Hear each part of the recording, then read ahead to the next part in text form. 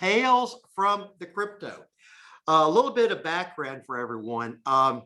Over the course of the past few years, I'm getting more and more conversation and more questions about what in the heck is Bitcoin? What in the heck are cryptocurrencies?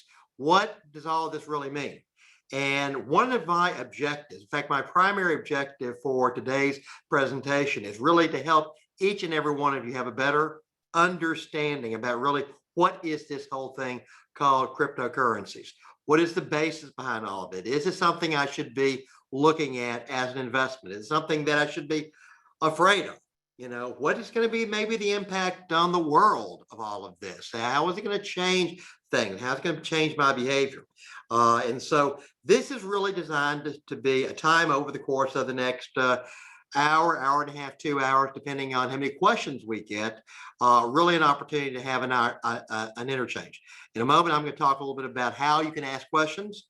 And I've got Court and Katie. I'm sorry, not Court, but I have Cameron and Katie here that are helping us out to make sure that we go across well with the production values. So if you have questions, comments, criticisms, then send them in. We want to hear about you and hear from you. So let us begin. And yeah, you know about me. You know, I do want to go back to the title page just for a moment. This really is, again, a town hall. And so what does it mean to be a town hall? It means that you are a part of this. It means that if you have questions, you have comments, please send those in. And again, we want it at the end of this session for you to really have a much better idea about this whole new crazy world of digital assets and how they are, in fact, changing the world. So, again, me, obviously, I'm very proud to be here, very proud to have the opportunity to work with so many of you. We do, for those who don't know, we have Pickler Wealth Advisors here. We have Pickler Accounting Advisors. We have the Pickler Law Firm. Heck, we have Pickler Events. If you need a wedding to be planned, talk to Katie. Don't talk to me about that. I'm not any good at that stuff.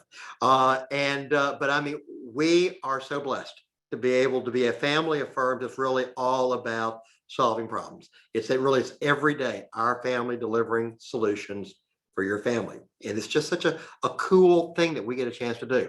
And that's really what today is all about, is helping provide value, helping provide information.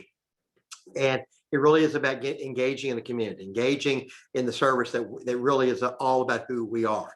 And so again, I thank you for the honor, for the opportunity to be your advocate, your advisor, what was it said that you're ambassador of Quan? I think is the Jerry Maguire comment there. And you see on there, one of the things that we're so passionate about also is financial literacy. And really, this is kind of what this is today. It's really about helping us learn about some of the jargon. And I've really tried to, as this presentation, make it as jargon-free as possible. But there's going to be some terms you may have never heard of, and I'm going to try my best to define and really give a lot of clarity to those things. So again, you're going to hear an awful lot about some things you've never heard, some things about Bitcoin and other things of that nature. And this is not designed to be us saying that you should definitely invest or not invest. Those are conversations that we have one-on-one. Those are questions that we have that really is tailored to your individual risk tolerances, your comfort, what kind of return capability we're looking for, and really where it fits. And so this is really about information today. It's about really getting clarity to something that's a pretty complex topic. So we're not telling you to buy, we're not telling you to sell, and we are simply trying to explain, to illuminate, to educate and illuminate. And obviously, we're very proud of our partnership with the Commonwealth. I mentioned a couple of slides. This is number one.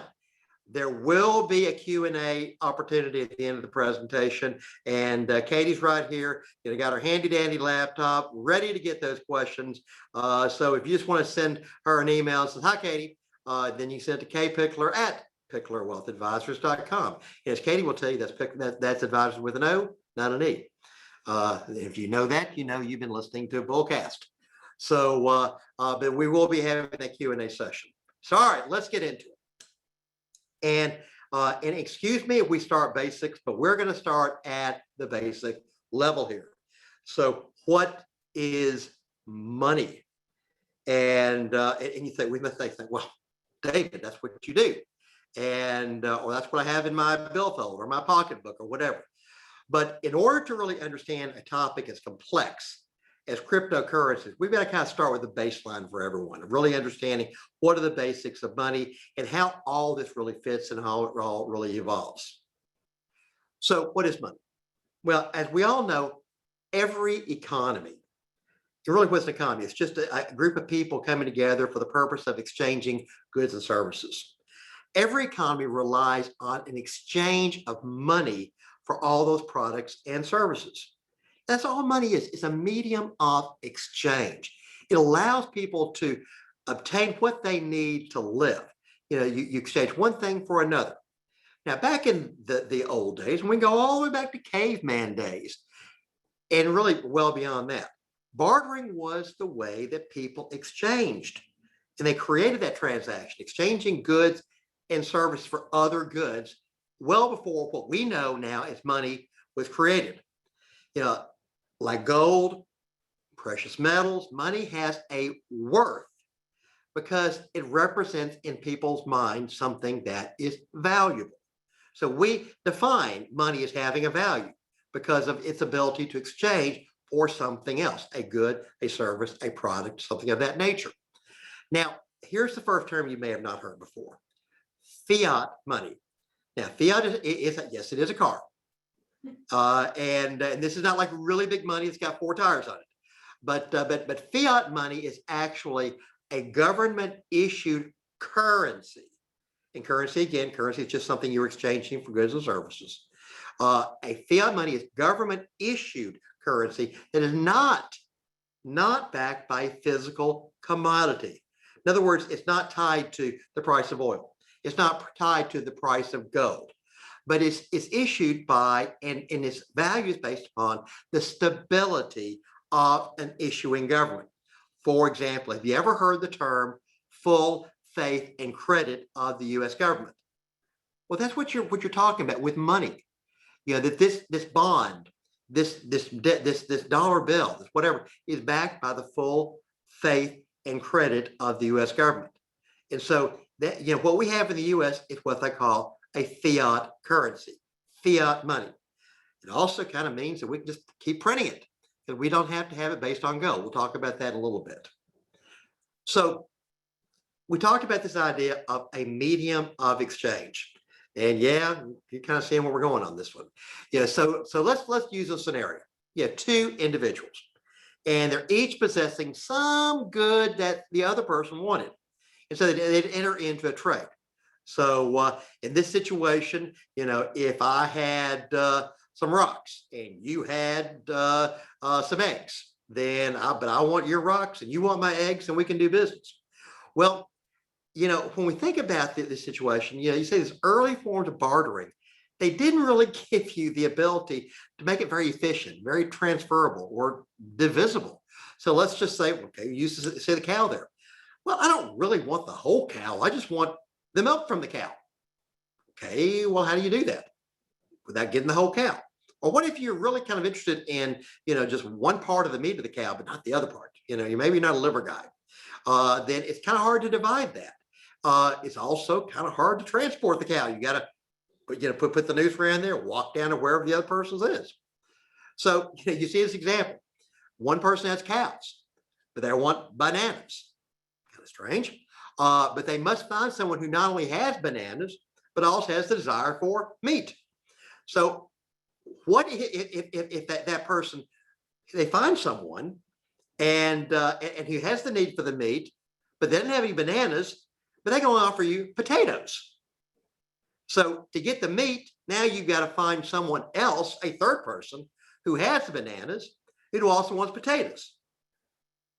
Now, it's getting pretty complicated. Now, all of a sudden, you had, instead of just 2 people trading, now you're getting 3, 4, 5, 6. It gets pretty complicated, doesn't it? Well, this was the essence of bartering. This was the essence of a medium of exchange. It's how people did things. And we're not talking really a long time ago either. So then you got into this concept of how do we solve this problem? So we come with this idea of commodity money. And now I'm not talking about pork bellies, but I'm talking about commodity money is a type of good that functions as a currency.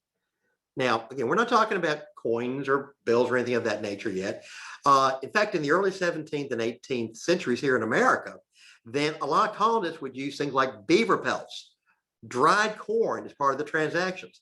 In fact, I remember reading about the trappers, who would tan the hides and then they would trade those in for goods and services. You heard about people, out on the Wild West who were shooting buffalo and were trading buffalo hides or whatever. So these currencies had some form of value, and thus they were able to use those to buy and sell things. So what were the characteristics of these type of commodity money? Number one, it had to be something that were widely desired.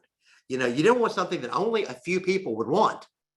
There may not be like a wide market for skunk pelts.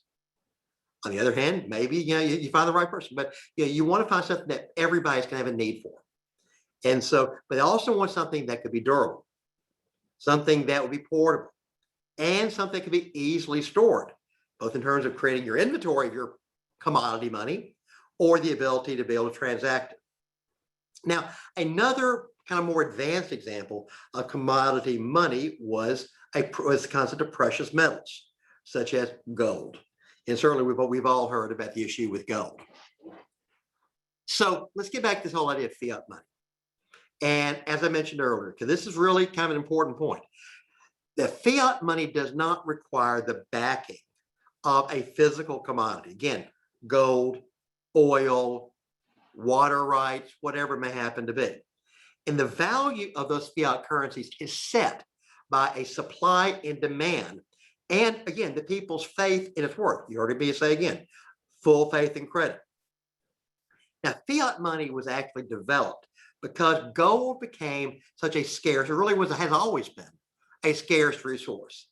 And if you had a rapidly growing economy, you just simply couldn't go out there but I wanted to, open up a new factory. I wanted to make other changes. You couldn't just go out there and just mine a bunch of new gold. So you either had it or you didn't have it, and it certainly limited the growth of your economy. And for a booming economy, a rapidly growing area, then the need for gold to give money its value was very inefficient. And it really made things very much more difficult. So, and really at the end of the day, what is the value of gold? Again, it's really driven by people's perceptions. So again, this is not a standardized thing. When we think about money, we keep thinking of money as having XYZ value. No, it's really based on how people perceive the value to be. And that's why we say fiat money really becomes the token of people's perceptions of its worth. And that really is, at the end of the day, the basis of why money is created. So now we get to this idea of, okay, now we have this thing called money, and we're now in the age where we have dollar bills, $10 bills, $50 bills, $1,000 bills. We have coins, and so in an economy like here in the U.S., then we're able to track. We track everything. We keep count of everything, like baseball. We keep count of all the stats. Well, one of the jargon that you may have heard is called M1. And what does M1 mean? Well, M1 is the category of money that includes all the physical denominations of coins and currencies. It's all the demand deposits, things like checking accounts. And also, we used to call them now accounts, which is basically a form of immediate checking account. You write the check, you get the money. It's a demand account. And also things like traveler's checks. This is all M1, that most basic, most liquid form of money that you might think. But it's also the narrowest, because it really is just those things that we use to buy and sell things and to make payments. So this is what we have to do business on a daily basis. That's M1. Now, M2 is a much more broad number, and it is broader criteria. And this also adds on top of what's at M1. Right? So you start with M1, now you're adding to M2. And so now you add time-related deposits. Now, what does that mean? It's a CD. It's something that you lock in the money for a period of time. It could be a Christmas club account. It could be something where, again, you have a limited time period that you're able to get the money. It's also savings account deposits and any type of what we call non-institutional money market fund. Today, many people really, that they draw very little difference between a money market fund and a savings account, although money market funds tend to have a little bit higher interest rate. That's where lots and lots of funds are, like in accounts with us or in money market funds. Now, again, these are dollars that it's not immediate cash, or it includes things that are not immediate cash, but things that can very easily and very readily be converted into cash. So that's M2. Now we get to M3. Now, M3 is actually the broadest class that you can have because they come out everything that you had in M1, everything you had in M2, and it also adds all the large time deposits, institutional money market funds, short-term repurchase agreements, and basically this is corporate cash. These are the big treasury transactions between banks. This is the full flow of money that is all transacting within our economy. We don't really use M3 as a viable measure too much in the economy. In fact, when you've heard me talk on some of our other programs like Bull TV and on Bull Talk, we talk an awful lot about M2 because M2 is something we really track very closely to see, are we having too much money chasing too few goods and services, which can lead to inflation. So we have to be aware of that. But these are how we measure money, and we look at those things. So now we talk about the value of money. How do we value what money is? And it really is very basic block and tackling. It is determined by the demand and the demand for those dollars, just like in any other kind of good and service. It's supply and demand. And so when you're looking at how can you really measure the value of a dollar, there's really three ways. Number one, how much will the dollar, we're going to use the US dollar, buy in terms of foreign currencies? This is what we call the exchange rate. And if you've ever traveled overseas, you've ever traveled to Europe, you've ever traveled to Asia, you ever traveled, to Mexico, Canada, then if you're using in those countries a different currency, then you have to deal with the exchange rate. And if the dollar is strong, then that means we'll go further. It means that as a relative basis between the value of a dollar and the value of a foreign currency, our dollar is considered to be stronger. So therefore, our dollar will buy more euro. Our dollar will buy more yuan. You'll buy more yen. So that's the exchange rate. Very, very important. Then the second way is the value of Treasury notes. And really, this is about how can they be, things that can be converted very easily into dollars through a secondary market Treasury. And we see that in terms of weekly auctions that occur, in terms of the interest rate that is associated with a Treasury note. The lower the interest rate, the higher the value of the dollar. In other words, the less people have to pay for you to effectively loan money to the US Treasury. And the third is what we call foreign reserves, foreign exchange reserves. And this really is very simply, this is what everybody talks about. Well, what are we going to do with China owning all of our debt? That is any country that actually holds our dollars, whether it be in direct currency, whether it be in Treasury notes, Treasury bills, Treasury bonds, whatever. That's what we call the foreign reserve exchange. So, these all impact the value of the dollar. If you ever hear people talking about the dollar is strong, the dollar is weak, that's what we're really talking about. It's the relative value of how we perceive the dollar versus other currencies. And when we talk about, for example, when the Federal Reserve is lowering interest rates, then that could mean, again, with rates being lower, the dollar is stronger. It may make the value of the dollar fluctuate. These have a lot of impact. It has an impact on the price competitiveness of our exports. It has an impact on how much we pay when we buy imports. And so if a dollar is strong, it may mean that we pay less for an import. If the dollar is weak, then those imports may be more expensive. So these are all things that we have to look at. We talk about the value of dollar. Now, here's another concept that we've heard an awful lot in the area of cybersecurity, cyber currencies, and they talk about this concept of store of value. Now, what the heck does that really mean? Well, a store of value really is an asset. It's a currency or it's a commodity like gold or oil that maintains its value over a long period of time. It's consistent. It maintains that value. And it's considered to be a store of value if over time this value does remain stable or it increases over time, but it doesn't depreciate. For example, we talk about the Federal Reserve. The Federal Reserve has what we call the twin mandates: price stability, like a store of value, and full employment. And so the Fed is actually a keeper of that store of value. That the stronger the dollar, the price stability of the dollar, the low inflation, these are all things that add to the value. Now, it should allow the dollar over time to appreciate. That's why we like to have a little inflation, because that means that the value of the dollar is actually increasing slightly, as opposed to deflation, which can mean that the value is reducing in value. Then the last thing is really that an item can be held and converted into money in the future without a decrease in value.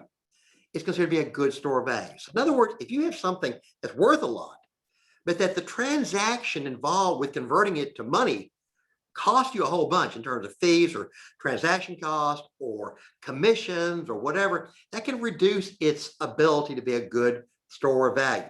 So convertibility into a readily usable dollar, a readily usable exchange of value. This is all important because people talk an awful lot about whether, for example, Bitcoin is a good store of value. We're going to talk about that today. We're trying to really help you define and understand these very important concepts as we go forward. All right, so we talk about money as, again, that store of value. Now, for many, many, many years, really the better part of written history, various commodities have actually played the role of money. We talked about gold, we talked about silver, we talked about pelts, we talked about oil. Well, again, initially, years and years and years ago, trade agents, people who really were engaged in this process, used assets, hard assets, and commodities such as gold, as the mediums of exchange based upon what they believe their intrinsic value, their durability, their portability, their divisibility in some cases. Now, we know that the functions of money are truly universal, and really in the defining property is the function it performs. That's really all it is. Money is simply a tool for exchange. Its functionality. We talk about the love of money. Well, we don't have the love of money. Well, maybe we want to have a love for what money can do for our families or whatever, but we don't have a love for money. It's just simply a means of transaction, a means of transition. And we also have to be concerned about the purchasing power. That's when you get into things like inflation, things that devalue or increase the value of that store of value. And again, in a monetary economy like what we have in the United States, money is considered a store of value. It's stable. It's easily convertible. It can also be used as a means of saving and allocating capital. And what is allocating capital?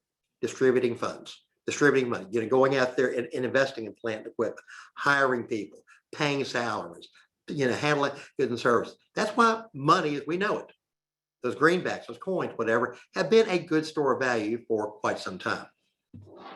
Now, what are some other stores of value that we can think about that are out here right now? Again, precious metals. And really in many economies, things like precious metals, even things like oil, have been used as a store of value. Certainly, if you take a look at what we call the petro economies, like Saudi Arabia and others, their economy is based on oil. Oil was the commodity. It really, we talked about petrodollars.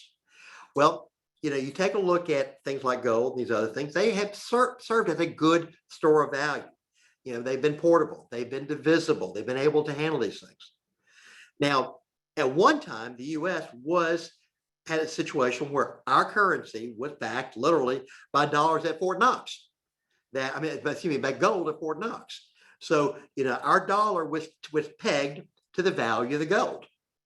And we began to get off the gold standard back in 1933, but it really became final in 1971, actually on August 15, 71, when President Nixon announced that the U.S. would no longer convert dollars to gold at a fixed value. So we effectively went off what they called the gold standard. And there are people who believe that, well, it kind of went all heck in a handbasket after that point. But what this did is it made an enormous change in the relative power and influence of the Federal Reserve. Because really, once we went off the gold standard, then the Federal Reserve really had a lot more control in those twin mandates of price stability, about full employment, about really the growth and the development of our economy. And the Federal Reserve has continued to be an incredibly important part of our economy. And I would tell you and submit to you that in 1987, in 2008, and in 2020, that a very significant reason why we did not go into a Great Depression very well could have been the fact that the Federal Reserve stepped in and they made sure that our money stayed stable. Our financial, our monetary system continued to work. And so in this situation, quite frankly, we saw back in 1933, while still on the gold standard, the Federal Reserve actually raised rates. And they did not have the power they did that. And we went into the Great Depression. So coincidence or not, I think not. So we talked about the whole idea of money, greenbacks, dollar bills, $10 bills, $1,000 bills, whatever. Well, that's not the only way it works, as we all know. Digital money, or what we refer to now as digital currency, is any form of money that exists only in electronic form. Now, any kind of digital money does, by definition, lack any kind of physical, tangible form, such as a check, a bill, coin, whatever the nature. It exists only in digital form.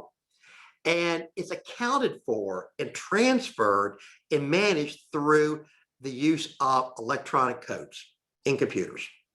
And what we've seen over time is that technologies continue to grow, to develop, then digital currency has become more and more and more prominent. And more payments are made digital. How many of you do all your bill pay by doing it online? How many of you actually still write checks? Okay. How many of you actually go to the bank and take out cash and walk down to the store and pay your bill? Doesn't happen anymore, does it? Most of us, and how do you transact business when you buy things online? Do you wire money? No. You use digital transactions. And that's what they're doing. And you see, digital money, how it can be done? Credit cards, smartphones, crypto exchanges. And by doing that, we do open ourselves up for something called payment fraud. That you got to be aware of your, what we call PII, your personally identifiable information. Because when you're doing business with that, it does raise that opportunity. Because when you got that money sitting in your pocket, when you've got those coins, those bills, then you do risk maybe somebody stealing your wallet. You do risk maybe losing that 20, or when you choose to put that dollar bill on your kid's pillow for that tooth, and you end up putting a 20, then you realize, whoops, that money's gone. You're not getting it back from the kid. So there's always been issues out there, but the reality there, with digital money, there is that additional element that you have to be at least mindful of the payment fraud that can happen. Now, we're finding that more and more and more of our banks and other financial institutions really are facilitating these digital transactions. They're using the online wires, they're using other transfer processes, and they're doing it over long distance. They're getting much more efficient with this. And because of this idea of digital money, it does eliminate the need to physically transfer money. So there's really, when was the last time you actually walked into your bank branch? In many cases, you don't even need to go there to deposit your check. You can do that online. You can do that by scanning and whatever. So, and how many people carry a lot of cash in your pocket anymore? You don't. And as a result, banks are actually having to reduce their headcount. They're not hiring as many people. They don't need to have as many people in the bank. How many people walked into a bank during the pandemic last year? I mean, I know that, Regions Bank here, they had their lobby closed. You couldn't walk in. So how'd you get your cash? Well, I guess you can go to the ATM machine, but that's pretty much it. The world, it'd be a changing. And that's what's happening here, with the flow of digital money. I thought this was amazing. We are concerned about privacy, but the reality is the world is changing. Now, literally, the physical US currency that's in circulation is only 1/10, only 10% of the overall money supply. The remainder is actually held in electronic digital bank deposit, electronic form.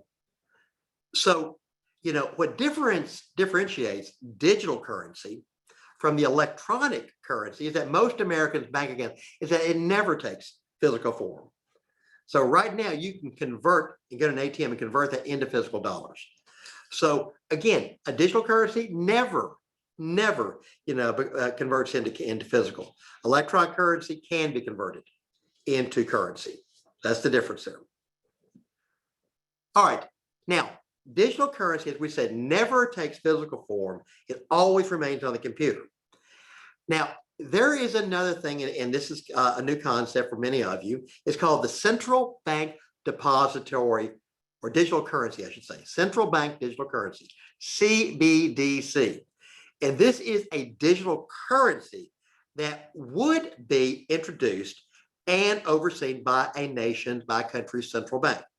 Now, at this point, this does not yet exist, but there's at least 800 central banks are currently researching the idea of launching your own digital currency. And here in the US, there is a project that's being done by the Federal Reserve and by the smart folks up at MIT. And they are doing a lot of research into the creation of that CBDC, that's an acronym, that central bank digital currency, and creating a US-based digital currency. Again, we don't have it now. We have an electronic currency. We don't yet have a digital currency.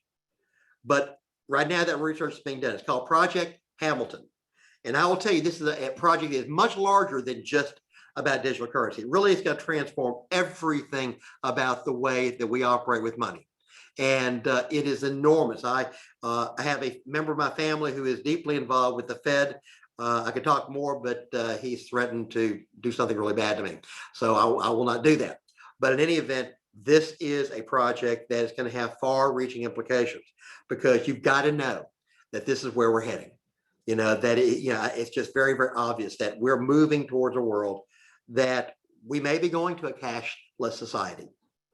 We're getting pretty close. I mean, with credit cards, with debit cards, with the way we use our smartphones to transfer funds and money, then the reality is we're moving that direction. So, how long will it be before we go to a completely digital currency? Who knows? But stay tuned, because literally it is on its way. So let's talk a little bit about this whole idea. Now we talked about money. We've talked about digital money, talked about electronic money. Now let's talk a little bit about this whole idea of currency versus cryptocurrency. And let me give a kind of a different example about currency. Many of you know that I've been deeply involved in Boy Scouts for many, many years. My son, Chris, was Eagle Scout. He was National Eagle Scout of the Year years ago. And when he was at the National Jamboree, then at the Jamboree, every scout came, or many scouts came, with one of the things that was really kind of cool were patches, the cotton patches that were from their local council. And there were a lot of them that were very, very creative. We were always the Elvis patch. We were always the Elvis council. We had, in fact, I developed a deal with Elvis Presley Enterprise to develop a very cool series of patches that our kids were able to take, wear on the uniforms. But what they also did was they bought extra patches so they could trade with other scouts across the country to get exchanges of patches. It was a great way to create friendship. And those patches effectively became currency. They were what they traded. One year at the Jamboree, I worked in what they call the arena shows area. And my currency was that, that if we worked a deal on something, I could get you and your unit seated closer to the stage. That was my currency. A currency is nothing more than a means of something that has value that you can exchange for something else. call it barter, whatever, it's a currency. And so in this situation, a currency we talk about is a government issued legal tender for that dollar bill. It's a legal tender. It's something that the government is authorized you to be able to exchange that legally for goods and services. Now you can there's other people who exchange other things for goods and services, whatever, but we won't get into that. But it is a standard for debt repayment. Currency is that it's a government issued legal tender. And that legal tender must be robust enough to facilitate the labor, the trade, the savings, and the expenditures of an economy. So that's really what drives the economy. Now, what's a cryptocurrency? Now, some economists view a cryptocurrency as a good store of value, that it will, those things. We'll talk about that here in a moment. And they believe that the cryptocurrencies have many of the things that make for a good store of value: scarcity, divisibility, decentralized security network. And that may make it a good store of value. And really, by the end of this presentation, hopefully you'll be able to make your own choice as to whether you think that cryptocurrencies are in fact a good store of value.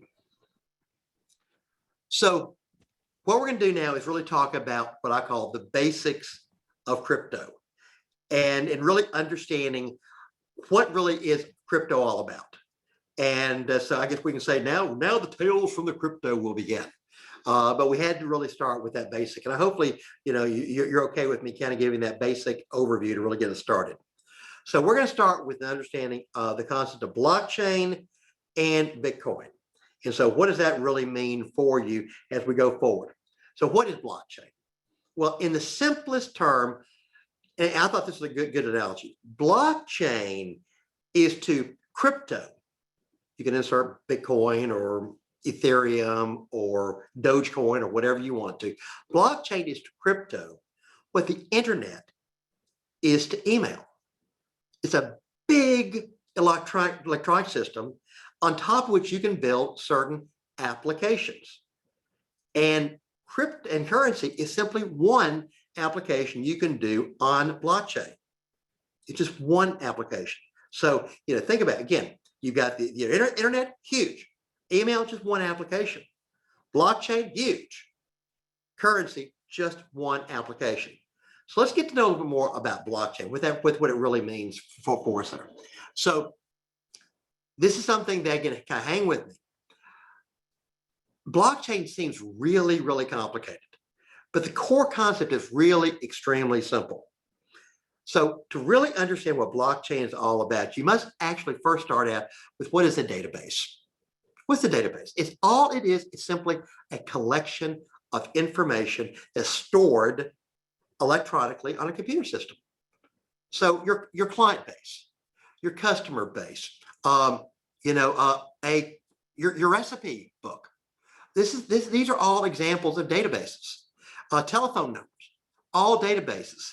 And so you start with that database. And so within blockchain, you start with that idea. Now, blockchain is actually considered to be one of the most secure data protection technologies. It's encrypted, it's transparent, it's secure. So when we think about that, we got to start with this foundation that people feel that, all right, I can do business on this foundation. I feel good about it. I have adequate security to be able to do that. Again, that's what we say, encrypted, transparent, secure is very, very important to have with it. So we start with that basic. Now, when we think about blockchains, there's two basic types of blockchains. There's private and there's public blockchain. And there's also a bunch of different variations. There's consortium, there's hybrid blockchains. But right now, let's talk about some of what these really are. A public blockchain, number one, is non-restrictive. So in other words, it's open. It's open to the public, non-restrictive. You don't need permission to use it. It's permissionless. It's what we call a distributed ledger system. So that's how it works. A private system, you got to have permission. It is restricted. It's like members only. And it's only operate in a closed network. Only a certain number of people can be involved with that. Now, a consortium, like the name says, it's a semi-decentralized type where more than one organization will manage that network, that blockchain, that network of databases. And a hybrid really is where you kind of put it all together. It can be both public and it can be private. So, you can, you maybe get in one level, you can't get in another area. So, but each of these, again, think of this as simply a database process where we're having all these different things. So let's break it down even further. So once again, you keep information on a spreadsheet, but that information is designed for a small group of people to store info. So if we do that, then we think about the database, it's going to be designed for a significantly larger amount of information that you want to be able to be accessed. You want to be filtered, manipulated very quickly and easily by any number of users. And so you want to have that basic information, but you may want to be, play around. You may want to find certain things out or manipulate certain different ways. That's what a database is. Basic information that you can then manipulate and play with and do different things. So you're creating in this blockchain this most basic element of data that you then have the ability to work with. And so that becomes the first element of that blockchain. So again, thinking about blockchain, it is simply the record keeping technology that's behind the cybersecurity, behind the Bitcoin network. So think about that most basic level. It is that most basic blocking tackling that provides that record keeping technology. It is the blockchain in and of itself is again a very specific type of database. It differs from that typical database in the way that it stores information, because blockchains will store data in blocks. That's what we call blockchain. And that they're then connected, they're chained together in a way that is permanent. The blockchain will then collect information together in different groups. They're stored as what we call these blocks, and that hold different sets of information. So you start with that one database, you add another set of databases, you're holding different sets of information. And each block can have certain storage capacities. And that when they're filled, they're chained onto previously filled blocks, forming a chain of data called a blockchain. So again, think about this. It's record keeping, it's databases, it's putting them all together, organizing them in sets of information so you can then easily access it. And you can track it. It's secure, it's transparent, it's there. So that's all it is. It's just information and done in order, in a manner that makes sense. Now, different types of information can be stored on a blockchain, but so far the most common has been a ledger for transactions. And what does that mean? A ledger for a transaction? Well, think about the Al Capone days. Think about when the CPA, he got the ledger book. When they're running numbers, they're doing all this other kind of stuff. Well, that's a ledger book. Hopefully it's not for illegal transaction. But you're doing a drug deal over here. We had a ledger. No, it is a ledger for transaction. Each transaction is on there. So you have, again, transparent. You deposit money into account. That's a ledger. You write a check. That's a ledger. Every time you do a transaction, it creates a ledger, a transaction. And all that ledger is, it's just a list of all those transactions. Again, basic, simple stuff. Blockchain, recording transaction, recording information. Now, the blockchain is used in what we call a decentralized way so that no one person can have control. Thus, no one person can manipulate the data. So all users collectively retain control. That's a very democratic kind of thing. It's very, very cool that everybody has control. Everyone has access. And in a decentralized blockchain, they're immutable. In other words, you can't fudge the numbers. The data that's entered is irreversible. You make a transaction in there, you can't go back and hide it. Okay? So that's why we say it's secure, it's transparent, it's permanent. And again, for Bitcoin, we see that. That means that transactions are permanently recorded and viewable for anyone to see. Very, very important. Now, again, try to be very sensitive about jargon. And one of the terms you're going to hear about blockchain is something called nodes. And a node basically is nothing more than a computer that's connected with other computers on this decentralized network. And these computers all have to follow certain rules about sharing the information, how they share that information, what do they do? And each node will store, they'll spread, they'll preserve that blockchain data. And it's essential, this decentralized network is essential to keeping any kind of a cryptocurrency network running. Is to have all these different computers all doing their function, all being a part of it. It allows the network to be very resilient towards any kind of a centralized attack or any sort of natural calamities. In other words, what happens if a computer dies, if a hard drive burns up? What happens if someone loses it? Well, in a decentralized network, you have multiple places where the data is stored. So if you lose one data, you're protected. If you have one computer that's hacked, that you're protected. And so it really also, as part of the node, they allow you to transfer information about transactions and new blocks. So one computer or one node can help you create a new block of information, a new transaction. And each node is responsible for the correctness and the reliability of storing that entered data in that, what we call, again, distributive ledger. What's distributed ledger again? It's simply, all the different computers in that network, in that, part of that node, or part of that network, as they're keeping up with that data. And each new node, each new computer contributes to that decentralization of the blockchain network. And thus, as you have more, it actually shortens the transaction time. It actually reduces the cost.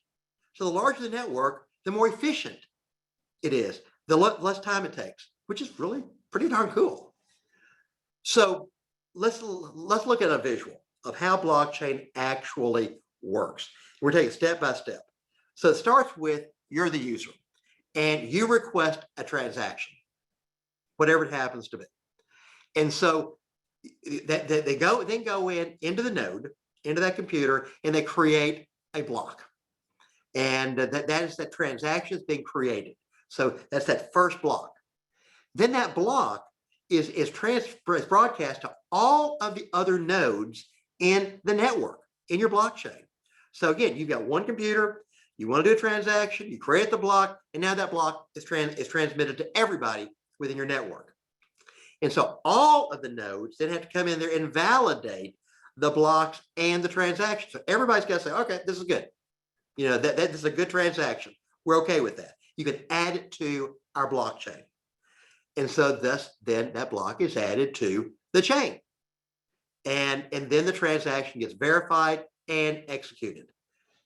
Very simple. Transaction, create the block, transmit, everybody signs on, add the block, do the deal. This is blockchain. Ladies and gentlemen, you now know more than 99.9% of the world about blockchain technology. Give yourself a round of applause. So that's blockchain. And here's the thing that's cool, is because it's very broad application, then blockchain has the potential to be far, far more meaningful than any of the cryptocurrencies that they power right now. Again, remember, blockchain, big. Cryptocurrency, just one application. So this is very important stuff. Now, let's talk about this. Is the blockchain really secure? Because new blocks are always stored linearly and chronologically and always add to the end of a blockchain. Now, the first block in any chain is always called, appropriate enough, the genesis block, the beginning, the first. And the height of a block refers to the present length or size of a blockchain. There can be blockchains that could be 20,000 blocks long. But once a block is added, it is very difficult to go back and alter the content of the block unless you get 51% of all of the nodes, all of everyone to agree that, oh, there was a mistake made. It's a legitimate mistake. We're going to correct this, blah, blah, blah. You got to get everybody to buy in. So you can't go in there and say, I don't really want that information out there. Sorry, unless you get 51%, you are stuck. So that's why, again, it makes it where it makes it less likely to be an instrument of fraud in that regard. So blockchain, very secure.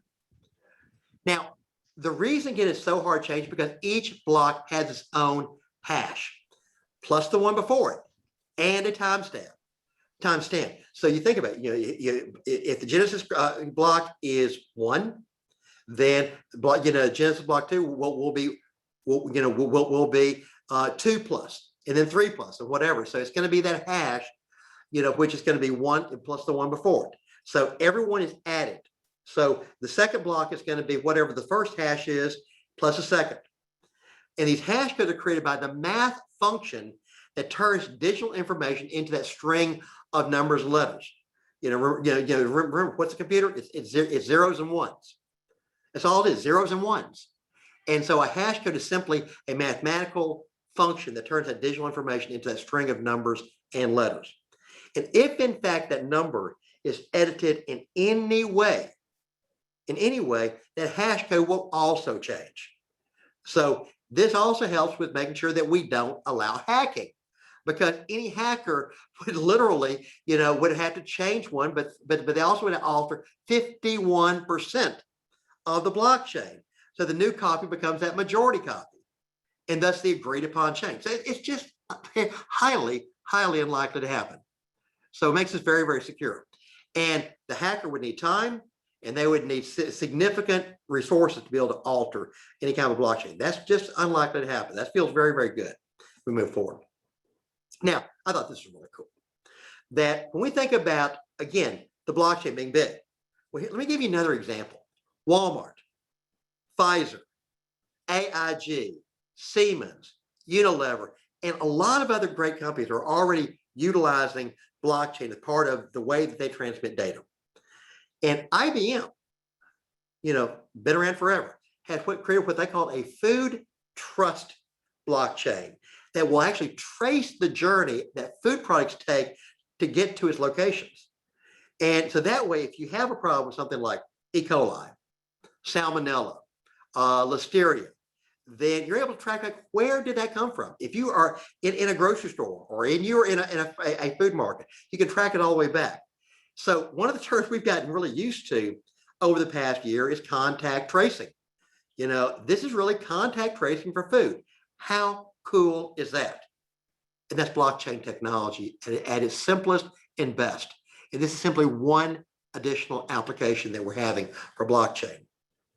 Think about banking, about how this could help using blockchain. Now, think about it right now. How many times have you ever walked to a bank and it is after the close of business for the day? Maybe the window's open, maybe you have to deposit into the ATM at 6 p.m. Friday afternoon. You got to wait till Monday morning to see if the transaction, the deposit shows up in your account, it's in the right account. But if you use blockchain, blockchain never sleeps. And if it was in the banks, it could be processed as little as 10 minutes, which is exactly the time it takes to build and add one new block to the blockchain. I mean, think about how many times you have to deal with a bank and they say, well, we've got to hold this check for 7 days until it clears.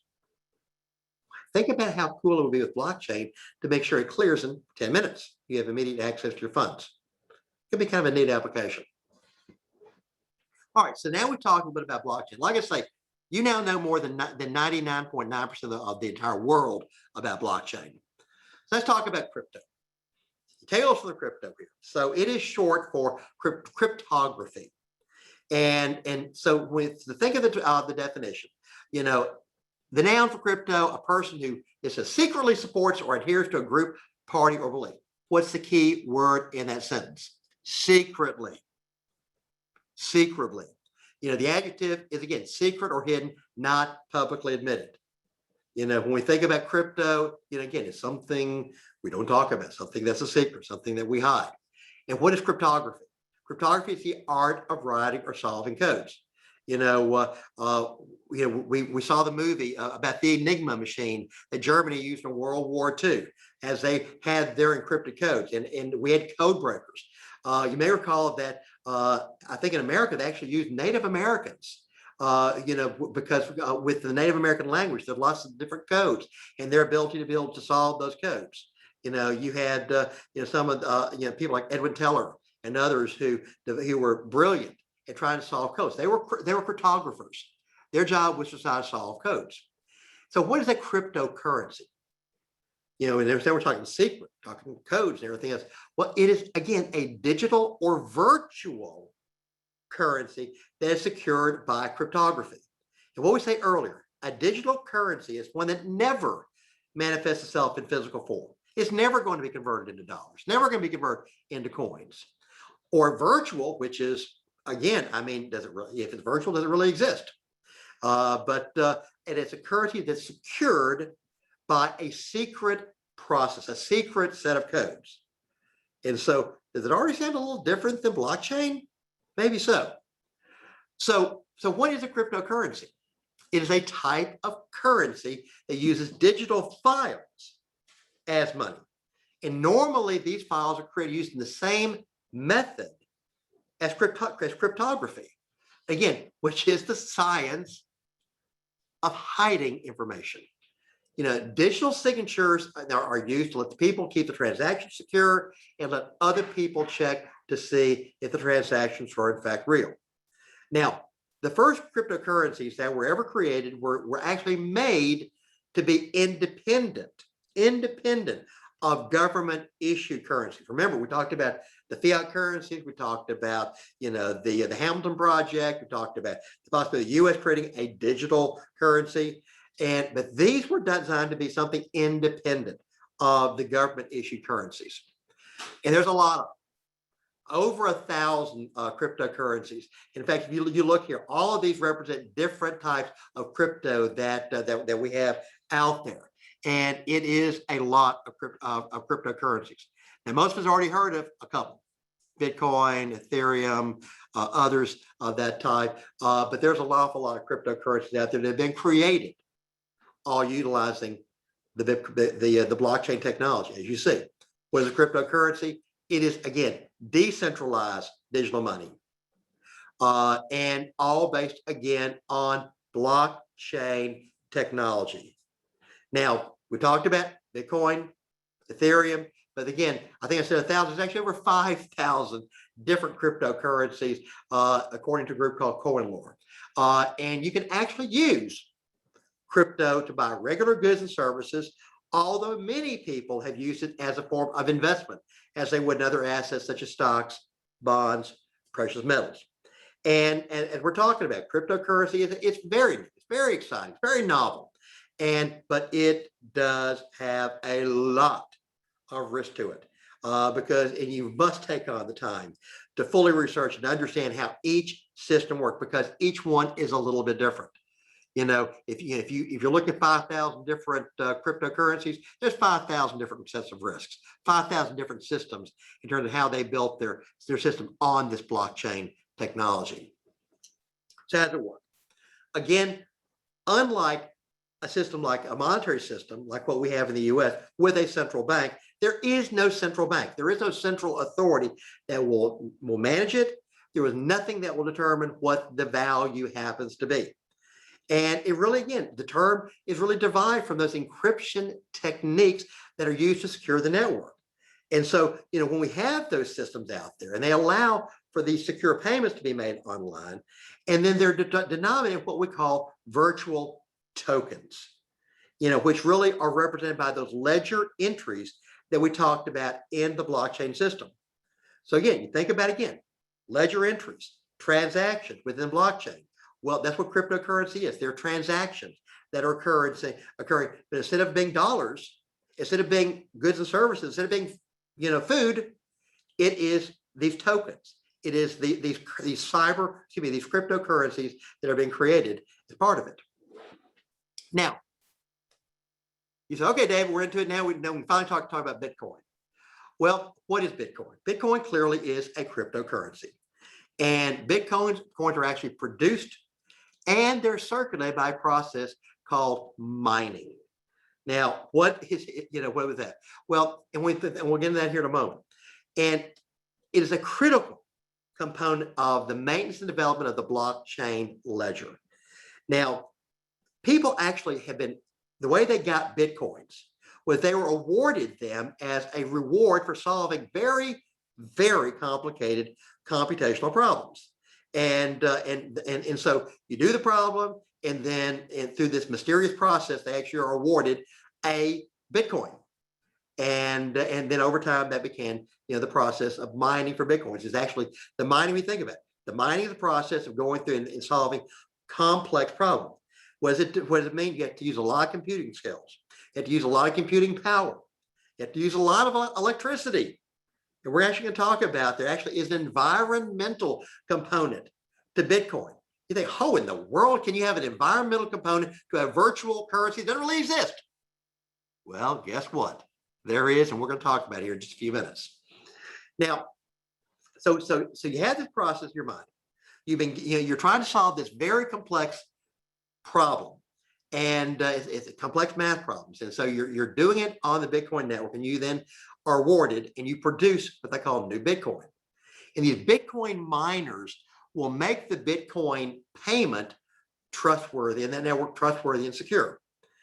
And so when you actually do this problem, and this award is released, then with each mined block on the Bitcoin thing, then you get this what they call the block reward. And they've been, as time has gone by, and they've had less and less Bitcoins to actually release, then the amount they're giving out is getting cut in half. It's really the theory of diminishing marginal returns, because where 10 years ago you might have gotten a full Bitcoin or 2 or 3 Bitcoins, now you may get a smaller portion.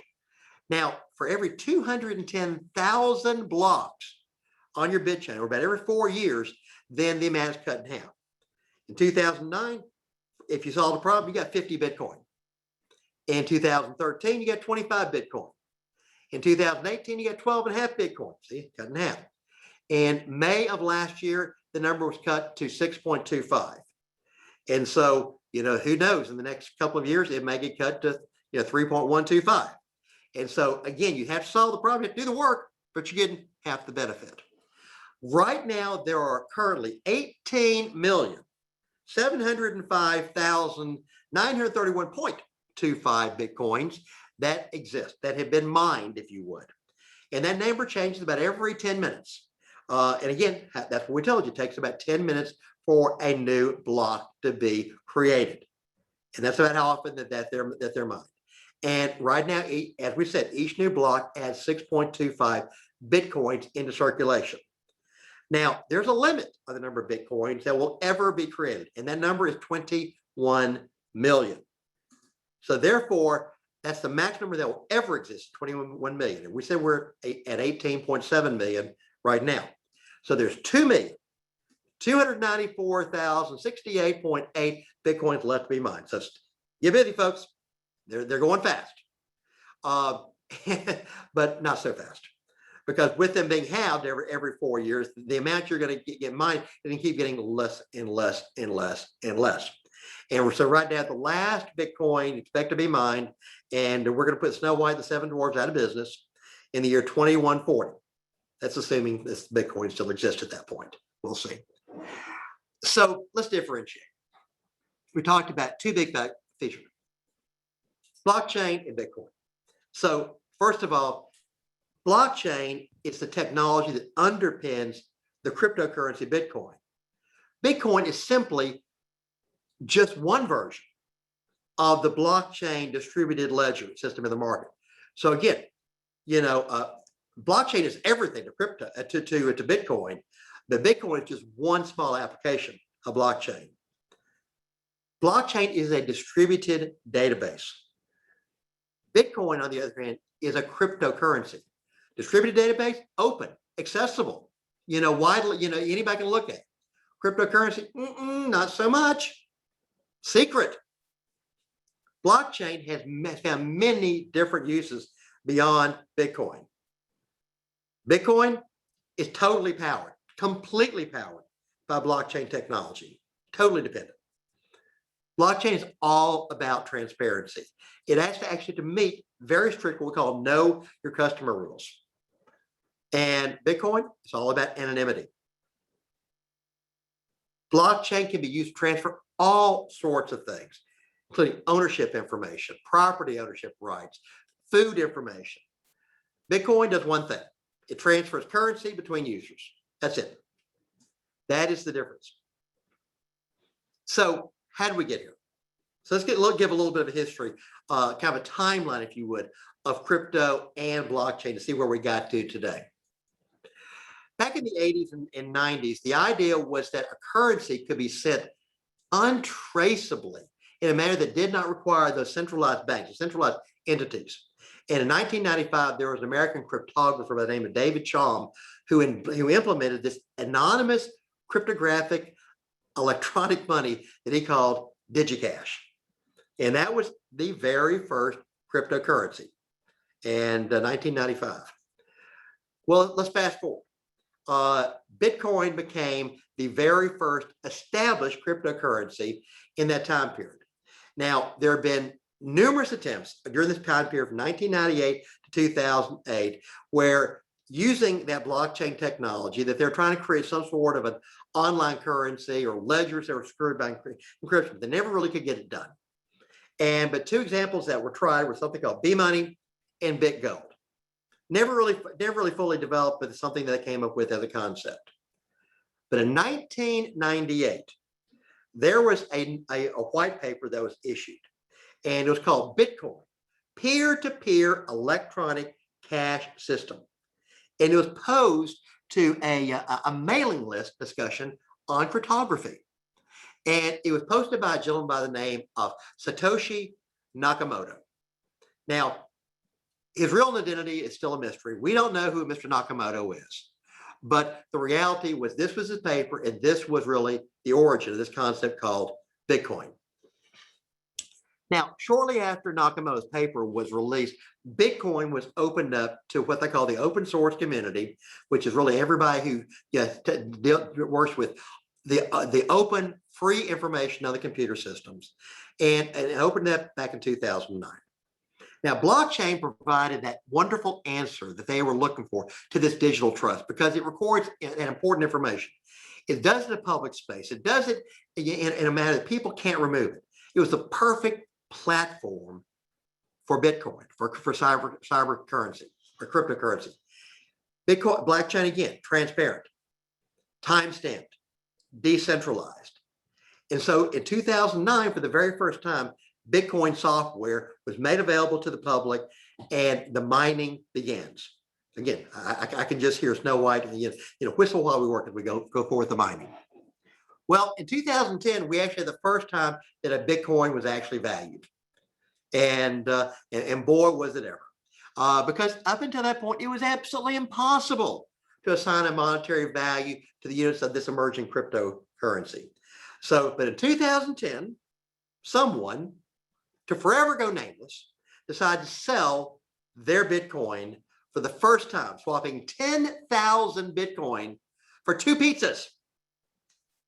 Now, we're guessing that they probably were deluxe pizzas, with extra sauce, and probably some extra sausage on there. And so let's call it $30.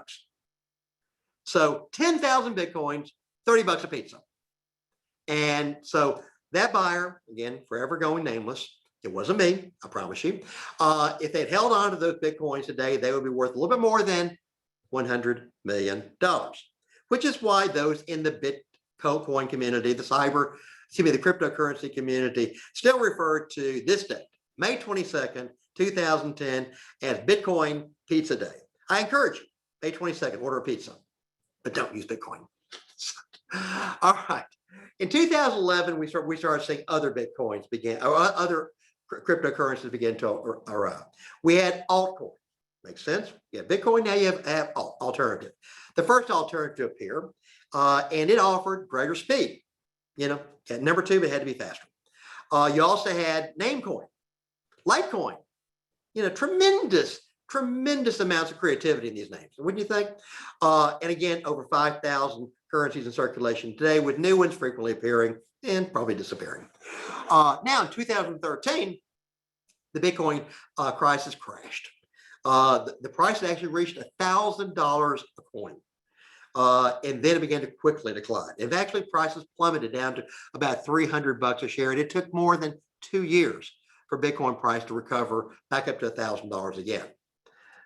2014, all of a sudden, it became very lucrative as a target for criminals. You actually had in 2014 a Bitcoin exchange, the largest one called Mount Gox. It actually went offline, and over 850,000 Bitcoins never saw them again. Gone. And again, today's prices, at least I guess the other guys at least got a piece out of the deal. But those missing coins were $4.4 billion. And back in 2014, people began to realize that blockchain could be used for more than just cryptocurrency, and they started to explore how blockchain could alter many other kinds of operations.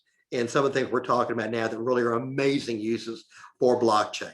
But again, this is the time that people started looking at, because of the anonymity, because of the anonymous nature, or the secret nature of crypto, that it could be used for criminal behavior. And we still hear that kind of conversation right now. In fact, you'll hear more about it a little later on. In 2017, reached a benchmark. More and more money was flowing into Bitcoin and the entire crypto ecosystem. We actually went from $11 billion in coin to its current height of over 300 billion coins. And the technology behind Bitcoin blockchain sparked a new revolution in the financial tech industry. And again, we love blockchain. Blockchain's amazing. Still working out the issues with Bitcoin and crypto, but people really learned the power of blockchain. And again, in 2021, here we are. At its core, what do we know? Blockchain is an open, decentralized ledger that records transactions between two parties in a very permanent way without needing third-party authentication, and creating a very efficient process. And allows a process that people believe will dramatically reduce the cost of transactions. That's blockchain. We love it. Now, many entrepreneurs really understood the power of blockchain, and as it happened, we saw a surge of investment, a surge of discovery in how blockchain could really impact supply chain, healthcare, insurance, transportation, voting, contract management, and many, many other things. And today, nearly 15% of financial institutions are currently utilizing this blockchain technology. It's amazing stuff. So remember, folks, as we get closer to the end here of the presentation, if you have questions, feel free to send it to Katie at Pickler, Pickler Wealth Advisors, advisors with an O9E.com. So send us a question if you have some. All right. So we talked about crypto. We've talked about blockchain. We've talked about digital money. So what is it really worth? What is the worth of crypto anyway? So do Bitcoins actually have value? And again, we've already said Bitcoins offer a means for transferring money over the internet, and is controlled by this decentralized network with a very transparent set of rules. And this is presenting an alternative to central bank controlled fiat money. For some people, it's considered to be the ultimate alternative to government issued money. These currencies do have value because they can be used as a store of value and a unit of exchange. Now, so is it a good store of value? Is it something that people should be looking at? So there is a test and that we've looked at and we developed that successful currencies really have 6 key attributes: scarcity, divisibility, utility, transportability, durability, and counterfeitability. And so these are all things we have to evaluate. And so let's evaluate Bitcoin. And you ask yourself the question, does Bitcoin pass the test? First of all, scarcity. The key to the maintenance of any currency's value is the supply. You get too many dollars chasing too few goods and services, the value of the dollar goes down. Well, a money supply that's too large can cause the price of goods to spike and resulting in economic collapse. A money supply that's too small can also cause very serious economic problems. We saw that with the Great Depression. Monetarism is the macroeconomic concept that aims to address the role of money supply in the health and growth or lack thereof of the economy. That really is the role of the Federal Reserve, trying to control that. So, the question is, how do you manage scarcity? Is it too much or too little? Does Bitcoin pass the test? We'll see. Divisibility. Successful currencies are divisible into smaller incremental units. You got a $100 bill, you got a $50 bill, you got a $20 bill, you got a dollar bill. Oh yeah, and then we've got coins. We've got we've got quarters, we've got nickels, we've got dimes, we've got pennies. In Europe, in Great Britain, I think they have something called a halfpenny. So you have that. And so our single currency system to function as a medium of exchange across all the different goods and services and the values, it must have the flexibility such with divisibility. What are you going to do? You can make somebody buy 100 pieces of gum if it's a penny? No, you have pennies. You can wait and do it. So the currency must be sufficiently divisible as to accurately reflect the value of every good and service available to the economy. Back in the day, you used to be able to put a nickel or a dime or a quarter in the machine to get a Coke. Good luck now. Bitcoin is divisible and is divisible up to 8 decimal points. In fact, that smallest unit, which is equal to 0.00000001 Bitcoin, is called a Satoshi, which is after that synonymous developer behind the cryptography or the cryptocurrency. So Bitcoin is divisible, based upon that number there. Third thing, utility. A currency must have utility in order to be effective. Now, what does that mean? Individuals must be able to reliably trade these units of the currency for the goods and services. It has utility. It works. It has a utilization. It's a primary reason why currencies are developed in the first place. Remember, we don't want to carry that cow to have to try to find the bananas and the potatoes. So it's used for that purpose, that people in the market can avoid having barter directly for goods. And utility also requires that currencies be easily moved from one location to the other. Burdensome precious metals. I mean, if you ever try to pick up a gold brick, that's heavy. And if you try to put it in your pocket to walk out the door, that's really a hard time. But one of the reasons why they're hard to move. They weigh a lot. But precious metals don't easily meet the stipulation. Well, what if you want to take your money in oil? What would that do to the carpet? So, if you're looking around there. Transportability. Currencies must be easily transferred between participants in an economy to be useful. What does that mean? In fiat currency terms, it means that the units of the currency must be transferable within a particular country's economy as well as between different countries. We talked about that foreign exchange. So you've got to be able to transport a Bitcoin for a Dogecoin or for Ethereum or however. How do you do all that? Or can you? Durability. A currency must be at least reasonably durable. So that in other words, you probably don't see a lot of currency made out of Kleenexes. Probably wouldn't do real well. What happens if you sneezed? This could be a problem. But a currency that could be easily mutated or mutilated, I should say, or damaged, destroyed, or which can degrade over time to the point of being unusable or not sufficient. I've got a client who recently brought us coins that were from the early days of the Roman Empire, and we still were able to transfer those for value. That was a currency that worked 2,000 years after it was created. That's durable. That's durability. And the last is counterfeit ability. And what we mean by that, it doesn't mean make it so it is counterfeitable. No, it must be difficult to counterfeit in order to remain effective. So if not, then criminals, malicious parties can easily disrupt the system by flooding it with fake currency, fake bills, and obviously impacting the value. So, these are the 6 tests. And so you have to determine that, do Bitcoins have value? It does have value because it probably generally holds up when it comes to these 6 characteristics.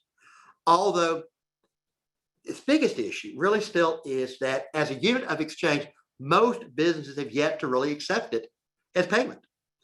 Now, there are those who would challenge Bitcoin's utility and transferability because of the difficulties that really surround the storage and the process of doing exchanges and how they even would do that. So, I think it's at least arguable that Bitcoin has value in each of those 6 areas, but some of them are at least challengeable.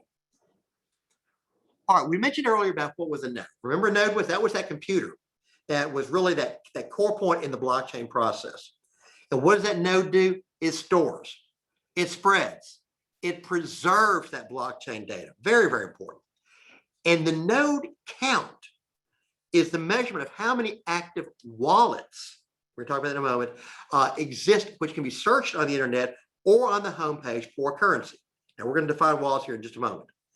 A node count is a good indicator of a value of cryptocurrency.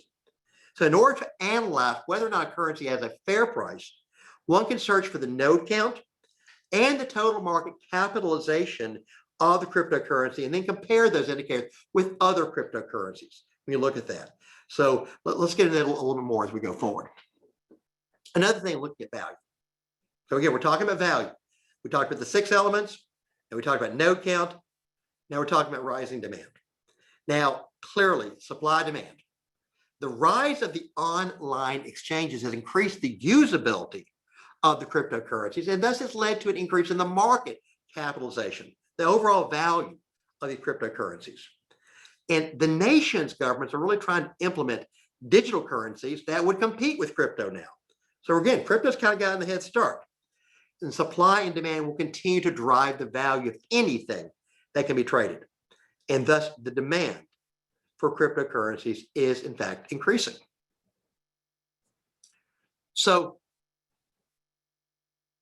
when we talk about this, I couldn't take this opportunity without talking about something that we all need to be watching, we all need to be aware of, and we maybe all need to be a little bit scared about. And that is China and the rise of crypto in China, and the idea of the creation of a digital yuan, which is the Chinese currency. So we're going to talk about that. So right now, digital currencies are lightly regulated at best. Very, very little government oversight. Very few countries, if any, have set firm guidelines to regulate cryptocurrencies or even decide what branch of the government would even be responsible for that. Now, in parallel, several central banks are researching whether to launch their own digital version of their respective fiat currencies, such as the digital euro, the digital dollar, or the digital yuan. And so that's what we're talking about now. It's a new payment system created by the Chinese state known as the Digital Currency Electronic Payment, DCEP. Now, these are not great acronyms, are they? But that's where we are. It's really, again, a digital version of Chinese official currency, the yuan. Now, many people believe that the DCEP will become the dominant global currency. Let me repeat that. Many people believe that this Chinese digital yuan will become the dominant global currency. And in fact, it said one day everyone in the world will be using DCEP. It will be successful because there are 39 million Chinese living outside the country. This came from this Chandler Wu, who is a pioneer in the Chinese cyber currency. Now, right now, let me tell you this, the yuan only operates in about 2% of all international transactions. This is a massive change. Right, like Bitcoin, the DCEP will operate and utilize a blockchain technology. But what China wants to do is to internationally so it compete with the dollar. Right now, the dollar is far and away the dominant global mechanism for trade. That's what allows our economy to be the strongest and the most powerful in the world. But China wants to be the most powerful economy in the world by the year 2030. And this is a huge element of making that happen. Again, you see this, the Chinese government believes that if some other countries can use the Chinese currency, it can break the United States monetary sovereignty. And the United States has built the current global financial system on these instruments. And so, and they call this guy Chinese currency cryptographer known as Bitfool. The Chinese government is coming head on at the U.S. Right now, the U.S. dominates international trade, dominates as international. We are the reserve currency of the world. China wants to change that. And as you can see, some traditional banking systems can't serve a poor country. In the traditional system, if you only have $10, a bank can't make money from you. But in a digital currency, everyone has the right to enter. The threshold to enter is really low. So, and again, in a country, in some poor countries across the world, this may be an opportunity for them to come in and seize a foothold in these countries and eventually take over. The digital payment systems in China are already seen to be the most advanced in the world. And as we talked about earlier, China is on the verge of truly becoming a cashless society. In 2019, 4 out of every 5 payments in China were made through either Tencent's WeChat Pay or Alibaba's Alipay. And many of you have heard me talk about those two companies, Tencent and Alibaba, and the impact they're having. I used them. I said they were kind of like the PayPal of the U.S. As you can see, 4 out of every 5 payments came through either Tencent's Play program or Alibaba's. That's huge. Many Bitcoin enthusiasts fear that the DCEP will be used as a tool by the Chinese Communist Party to exert even greater control over the citizens through surveillance, because the authorities would then be able to monitor how the money is spent in real time, and they would have the same controls over the DCEP as they do the yuan. And remember, the Chinese government has routinely gone through there and devalued the yuan when it met their governmental or political or economic benefit. This is huge. It's something we have to be very much aware of. And so the question is it even a cryptocurrency?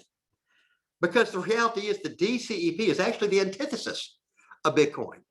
Because the ultimate goal of a cryptocurrency is the separation of money and state. And so it's really easy for them to say that that they're worlds apart.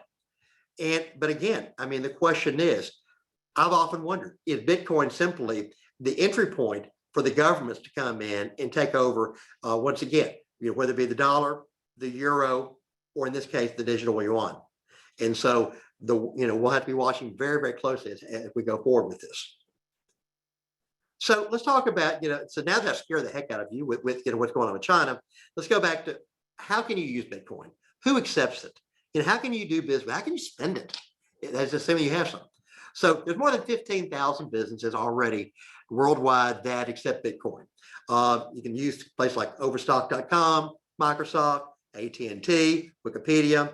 Also MasterCard, Visa, PayPal are using to extend their processing capabilities to where they can actually use that with millions of merchants throughout their networks. And there's a lot of local businesses like cafes and restaurants that actually accept cryptocurrencies. There's something called coinmap.com, .org, that you can use to browse and find cryptocurrency merchants and ATMs all over the world that you can use to access that network. Other people on the list. Amazon, you can use through Bitcoin on something called Purse.io. Burger King in Venezuela and Germany, not in the US. KFC in Canada. They can have a bucket of chicken up there. Overstock, Subway, Pizza Hut in Venezuela again. The Miami Dolphins. You want to go down there and see the Dolphins play, you can use Bitcoin to buy your tickets. The Dallas Mavericks, Mark Cuban, huge fan of cryptocurrencies. Norwegian Air, Gift, Gap, using something called egifter.com. GameStop, of course, GameStop. With everything going on with GameStop. J.C. Penney, Jacques Pinet, okay, can get through eGifter, and T-Mobile, but only in Poland. So Marta, you can go use that in Poland if you need to. So now we can't have a conversation about cryptocurrencies or Bitcoin without talking about Elon Musk. Most of you know Elon Musk. He is the CEO of Tesla.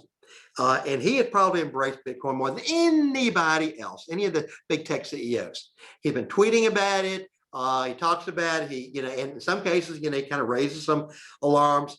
But he also likes to talk about other coins like Ether, and he loves his Dogecoin. In fact, a lot of people look at Elon Musk as really as the face of crypto, the face of Bitcoin. And we have certainly seen Tesla's rise has really been, and the value of its stock has really been mirroring a little bit of that of Bitcoin. Huge gains over the past 12 months. Tesla shares have gone from about $100 a share to over $600 a share, and Bitcoin going from about 7,000 to over 55,000. I think it actually closed around $56,000 per share per coin today. And as we know, Elon Musk, like someone else that we know, loves his tweets. And in fact, he even laughingly refers himself as the former CEO of Dogecoin. And we'll talk about that here in a little bit. But he talks about Dogecoin, the people's crypto, as what he's doing. But let's talk about Elon Musk. Let's talk about his business, because you actually can buy a Tesla car using Bitcoin. So what you have to have, first of all, is what we call a Bitcoin wallet. And so Tesla will actually give you a Bitcoin wallet address in both what the alphanumeric code or your QR code in order for you to enter your Bitcoin wallet so it knows where to transfer your Bitcoin to buy a Tesla. And now, this is part of the thing with crypto. You got to make sure that you are sending your Bitcoin to the right address. But if you send the wrong address, gone, bye. You ain't getting it back. It's in like a credit card deal where you send it to the wrong address, you buy the wrong thing. You try to return it. Once it's gone, it's gone. So, well, how would I know how much to enter? Well, actually, in the United States, all Tesla products are priced in US dollars. But if you want to buy Bitcoin, you want to use Bitcoin to buy something from Tesla, then they will tell you both the US dollar and the Bitcoin equivalent price. So, for example, if you want to spend $100, then that's going to be 0.00287508 Bitcoin. And you enter that into the amount field on your Bitcoin wallet if you want to spend that. But let's say that you want to do this. One of the things that you may not have asked yet is, are there fees associated with this Bitcoin payment? And how does that work? Well, yes. The Bitcoin network charges network fees every time you make a payment, and your Bitcoin wallet provider may also charge you a fee. And those are all your responsibility, over and above the price of whatever it is you want to buy.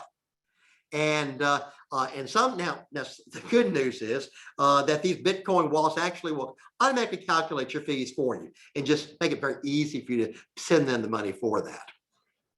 So, all right, so you're ready to buy your Tesla. So how much is a Tesla going to cost in Bitcoin? Well, depending on the model, a Tesla will cost somewhere between 1 and 2.69 Bitcoin. And so at today's rate of rate, and we used this as I think yesterday's close, 55,800 per Bitcoin. You can pick up a tricked out Model S, which is Tesla's premier vehicle, for only 2.69 Bitcoin or $149,990 when you're using that old-fashioned dollar gauge.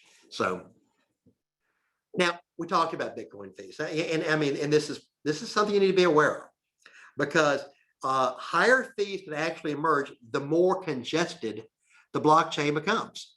And Bitcoin's average transaction fees have actually surpassed all-time highs when the miners, we're going to talk about this in a moment, the miner outages in China have slowed block production. You've heard about supply chain issues? Well, when too many people are trying to mine Bitcoin, it causes the system to slow down. And it's slowed block production at a time when demand for block space has never been greater. So because of multiple outages, the average fee is roughly $59 per transaction. And during 2017, which is the peak of the last bull move before this one, the average transaction fees just tapped around $50. Now, again, with a lot of these actions that are going on in Chinese coal mines, taking these mining farms of the coal-rich regions of China offline. So we're going to talk a little bit more about mining Bitcoin here in a moment, because it's pretty serious stuff. Now, there are some exchanges in place where you go and spend your Bitcoin. Coinbase, you'll pay at least 1.49% of your purchase amount as a fee. And Coinbase will charge at least 3.99% of your purchase amount if you use a credit card or debit card to buy Bitcoin. There's CEX, which is a brokerage exchange in London, and they charge 7% to buy Bitcoin using a credit or a debit card. Now, you'll charge lower fees if you actually deposit like real money into your account before you buy. Or there's, of course, Coin Mama. Gotta love Coin Mama. Charge a fee of 5.9% for every purchase of Bitcoin. And then I'll add another 5% fee for purchases using a credit or debit card. So you'll pay nearly 11% in total. So the fees can be kind of crazy on this kind of stuff. All right, I can't leave without talking about Elon Musk's favorite cryptocurrency, and that is Dogecoin. So let's talk about Dogecoin. And so this was really started as a joke back in 2013. It is now actually the sixth largest digital coin with a total market value of $42 billion. Let me give you a basis of comparison. 42 billion in market share is more than the market capitalization of Ford Motor Company. Okay, now Dogecoin takes its name and its branding from the Doge, and that's not doggy, folks. The Doge meme, which depicts a Shiba Inu dog alongside nonsensical phrases in multicolored text. Now, for those of you who are not millennials, you say, what the heck is a meme, Dave? Well, it's a humorous image. A video or piece of text is copied and spread rapidly by internet users. It carries symbolic meanings representing a particular phenomenon or theme. A theme, a meme. This is Dogecoin, and so Dogecoin has often spiked in price following tweets by Elon Musk. Now, Tesla, Musk has actually called Dogecoin his favorite cyber currency, and it's the people's currency, people's crypto. He's also a big supporter of Bitcoin, with Tesla amassing nearly 2.5 billion of the cryptocurrency. Dogecoin's actually hit a market value of 45 cents earlier in April, and people think, well, maybe we're at a bubble for Dogecoin. And but over the past few days, Dogecoin, ran way up. In fact, it went up, quite a bit last week as we were leading up to Elon Musk appearing last Saturday night on, of course, Saturday Night Live, where everyone gets their financial information, right? And so, but apparently Elon Musk did a little bit of a comedy sketch with his mother, where he was talking to his mother about what he was going to get her for Mother's Day. And she said, I hope it's not Dogecoin. And sure enough, Dogecoin went down 40% over the next 24 hours. So don't mess with mama, or your doggies are gonna be in the tank with Dogecoin. But it started off at 70 cents before he went on Saturday Night Live, but down to 44 cents early Sunday. This is some crazy stuff here. So, all right, so let's talk a little bit about the investing community and what it really means about investing with crypto. So talking about that a little bit. First of all, we've joked a little bit about Dogecoin, these other things, but let's be serious. Bitcoin, there's no question about it, has made very significant strides since that very first pizza transaction. There were a lot of issues. There were security hacks. There was underground black markets. But the cryptocurrency market has gained at least a measure, if not more than a measure, of legitimacy in recent years. It's led to a significant surge in interest. While we're having this conversation today, it is extremely, extremely volatile. It may be, and quite frankly, I think that volatility is one of the largest obstacles to adoption. I tell people all the time, this is a security that could, or it's an asset, it's a store of value that could quadruple in value or could go to zero. So, and either one is equally possible, and we would not know the reason why it might have happened. Now, because of the volatility, then there's this concept, and you see it on here, a typo for hold. When you hold a security, if you have to hold it for a year to be able to get long-term capital gains treatment. Well, somebody was trying to put hold on there, and they misspelled it. And so instead of saying hold, they said HODL, HODL, which has become known as an acronym for hold on for dear life.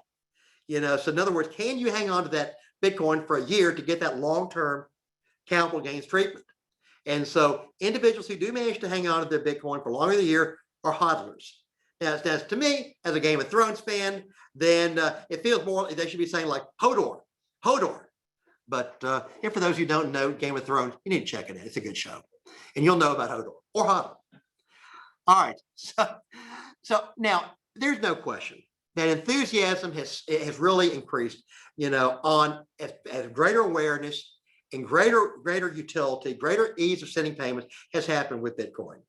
And as you see, Aswath Damodaran, who is at the New York University Stern School of Business believes that cryptocurrency will eventually replace gold as a store of value and may someday, be as important as actual paper currencies. We'll see. That's pretty, on the positive side. But there's also the other side. JP Morgan CEO Jamie Dimon, probably one of the most respected people in finance, has expressed that Bitcoin is a fraud. He has compared Bitcoin to the tulip mania of the 1600s in the Netherlands. And he said that Bitcoin is not a real thing, is what Dimon said. Our U.S. Treasury Secretary, Janet Yellen, recently said that to the extent it is used, I fear it's often for illicit finance. It's an extremely inefficient way of conducting transactions, and the amount of energy it's consumed as processing transactions is staggering. We're going to talk about that more in a minute, and you will be shocked. The former chairman of the Securities Exchange Commission, Jay Clayton, just recently pointed out that while there are cryptocurrencies that do not appear to be securities, simply calling something a currency or a currency-based product does not mean it's not a security. So in other words, when you talk about the whole concept of security, then there's a whole new level of regulation that may happen. And I thought this is very interesting. David Coons, who is the head of multi-asset investments of Rathbones, said that it is the modern day equivalent of bearer bonds. Now, bearer bonds are those typically tax-free bonds or treasury bonds that did not have your name on. They were not issued to a person. So whoever possessed those bonds could go get paid. They can get the interest. They can get the principal back. If you remember the movie Die Hard, then the whole thing was about trying to steal a whole safe full of bearer bonds. Millions upon millions of dollars of that's what they were trying to steal. Well, bearer bonds and shares were an excellent way of holding assets anonymously. And so it was also easy to transfer their ownership, usually via a briefcase. And they also tend to be the currency of choice for vagabonds of all type, tax evaders, drug smugglers. And in fact, I heard Jay Clayton make a comment similarly. He said, we finally got rid of bearer bonds. Why should we allow cryptocurrencies? We'll see. This is pretty interesting stuff. Again, with the rise of popularity, Bitcoin is a means of payment. The current system as it has trouble with the number of transactions moving through the network, leading to increased transaction fees. The size of the blocks that make up the annual transaction is limited to 1 megabyte, which has led to delays in processing the transactions. And again, a major critique of Bitcoin as a form of payment is the extreme volatility of the values of it. How can you determine how many Bitcoins need to buy that Tesla if the price keeps changing? This will blow you away, ladies and gentlemen. The environmental impacts of cryptocurrency. Okay, how in the world can something that's virtual, that doesn't even exist, have an environmental impact? Well, it does. As I said, you may not have thought of the possible environmental impacts of digital currencies, but due to the vast amount of energy that is necessary for the mining of the Bitcoin. Remember, that solve these very, very complex mathematics problems, which burns up a lot of energy. It's accomplished by using specialized computer software called application-specific integrated circuits, or ASIC. Bitcoin's annual energy consumption is comparable to some entire countries, such as Argentina or the Ukraine. Let me repeat that. Bitcoin's annual energy consumption is equal to that of a country. And I'm not talking about like Lithuania. I'm talking about Argentina, the Ukraine. I mean, this is crazy. Bitcoin actually produces 36.95 megatons of carbon dioxide annually. That's comparable to New Zealand. It's estimated in 30 years, Bitcoin could alone increase global temperatures by 2 degrees. This is not a green element, folks. I mean, I don't think Alexandria Ocasio-Cortez is going to be advocating for Bitcoin anytime soon if she knows this. And 65% of all cryptocurrency mining occurs in China, where electricity is cheaper. And other countries with major mining operations include the United States, Russia, and Kazakhstan. And so here in the USA, Bitcoin is actually not ESG friendly. So, all right, so now let's talk about a Bitcoin exchange. What is that? It's a digital marketplace where traders can buy and sell Bitcoins using different fiat currencies or altcoins. Now, again, this Bitcoin currency exchange is an online platform. It serves as an intermediary between the buyers and sellers. And if they want to trade between cryptocurrencies, they will have to pay a currency conversion fee. So like you would with if you're converting from dollars to euro or euro to yen or yen to won or whatever. And the decentralized Bitcoin exchanges those are those who are operated without, again, a centralized authority. And those things like Coinbase, Simplex, Binance, Kraken, release the Kraken, and again, once again, Coin Mama. Can't forget Coin Mama. You heard me mention earlier a Bitcoin wallet. What in the heck is a Bitcoin wallet? It's a software program in which Bitcoins are stored. And every individual who has a balance in a Bitcoin wallet, there is a private key, a secret number that corresponds to that address of that wallet. And those wallets, again, facilitate the sending and receiving of Bitcoins and will give ownership of the Bitcoin balance to the user. So it's like having your dollar bills in your pocket. You know, if you got your Bitcoins in your wallet, you got your Bitcoin. You don't have your wallet, you don't have your Bitcoins. And the wallet can come in different forms. There could be a desktop. I guess you don't put it in your back pocket. A mobile, a web, or hardware wallet. Now, when you think about that wallet, handling your crypto outside the exchange and in your wallet ensure that you and only you have control over the private key to your funds. Now, we do not recommend that you use an exchange wallet for large or long-term cryptocurrency holdings. Now, a hot wallet is connected to the internet. A cold wallet is not connected, and therefore it's safer. So it's a little bit like, if you're connected to the internet, you can be hacked. You can have viruses put on there. If you're not connected to the internet, you can't. Hot wallet, cold wallet. Reality bucks. Again, Bitcoin does offer no means of financial recourse for its users. And so if you lose it, you lose it. There's no FDIC style consumer protection for Bitcoin. Losing one's private key means losing access to the Bitcoin access, and there's no way you get it back. In fact, you see here, Campbell Simpson purchased 1,400 Bitcoins for $25 in the year 2010 and kept them stored offline in a hard drive. He disposed the hard drive without backing up the data, and that hard drive and those coins are gone. And the value they represent, gone. That is worth now $40 million. How do you think Campbell Simpson feels about reality bites? And you see of that 18.7 million Bitcoins that have been mined so far, over 20% have been lost forever. That's crazy. You need to be careful. You need to be private when you're buying Bitcoin. These are a very important issue for Bitcoin investors. That's why they call crypto. Even though there's no physical Bitcoin, it's usually a bad idea about the fact that you have a bunch of Bitcoins, because anyone who does gain that private key to a public address on the Bitcoin blockchain can authorize transactions. They can take your Bitcoin. Your private key should be kept secure because criminals may in fact attempt to steal them if they learn of your large holding. We talk about people phishing. We talk about all the other things that can happen on the internet. Well, remember, anybody that sees a balance on a public address can possibly get access to it. Got to be very, very careful with this. Anyone can view a history of the transactions made on the blockchain, even you. Remember, blockchain is open. It's public. So anybody can see the transactions. They may not be able to see what you have, but they can see all the transactions. And so, again, remember that identifying user information is not public recorded, but the transactions are. Now, on the blockchain, the Bitcoin blockchain, only the public key appears next to a transaction.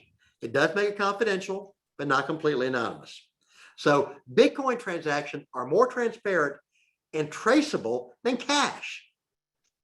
But the cryptocurrency can also be used anonymously. All right. Now, ladies and gentlemen, we've talked about the origins of money. We talked about electronic currency. We've talked about digital currency. You've learned about blockchain. You've learned about the cryptocurrency. You've learned about Bitcoin. You learned about Dogecoin.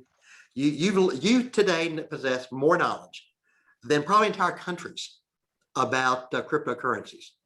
But we couldn't end today's presentation without one very important announcement, because we felt like today, you, our loyal guests and listeners, and our followers for this town hall need to meet and need to bear witness to a worldwide release of the newest cryptocurrency.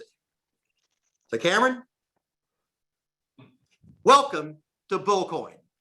It is a decentralized digital currency, peer-to-peer, mined here in Collierville, Tennessee.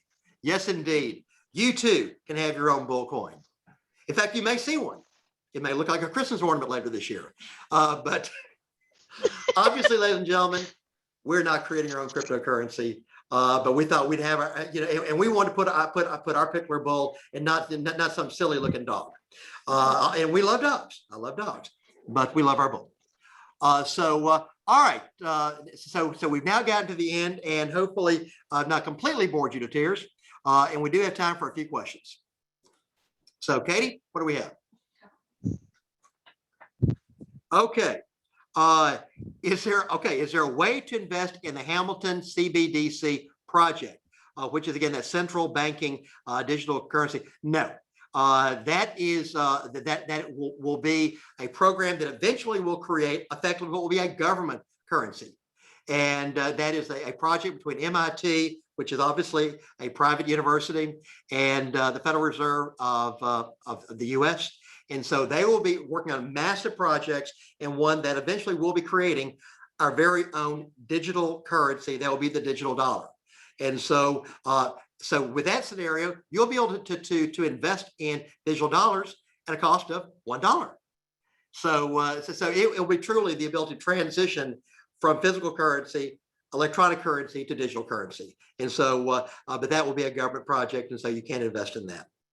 All right, are there any recommendations on what features of a cryptocurrency to pay attention to evaluate future value?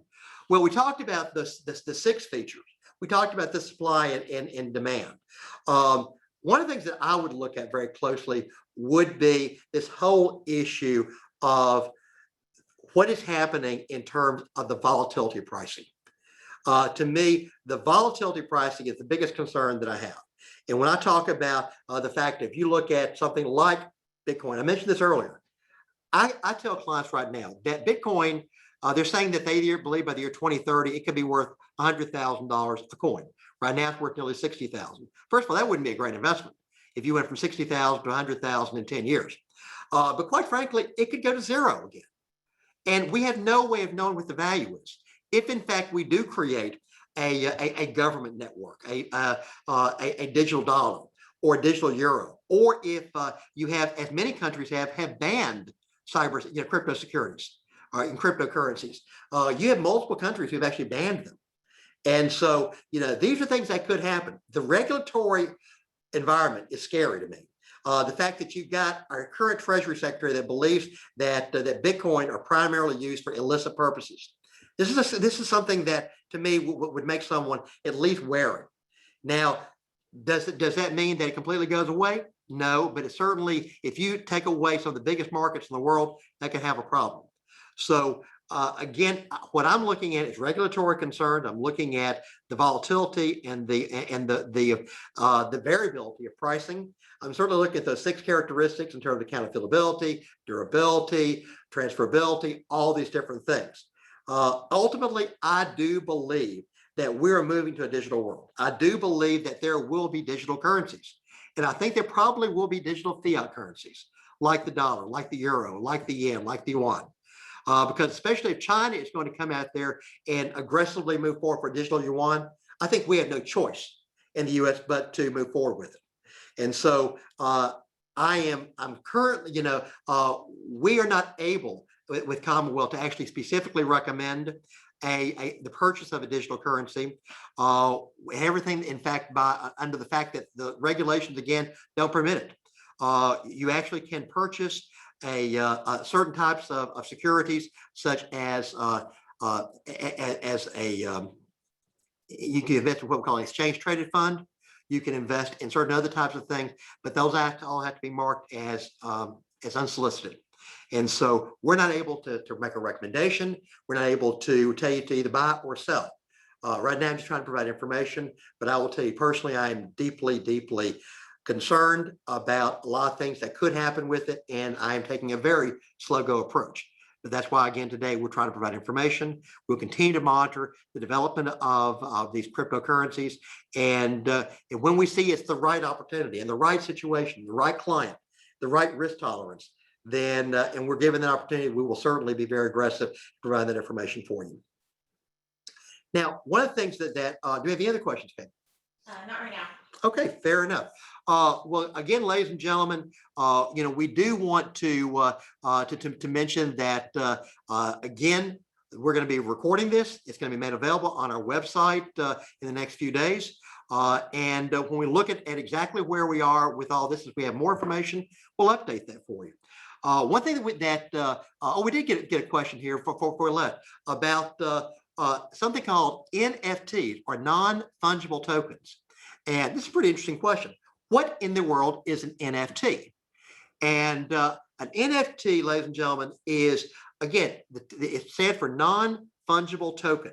And these are literally pieces of digital content that's also linked to the blockchain.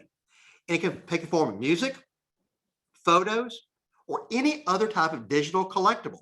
It could be a book, it could be a blog, it could be an autograph.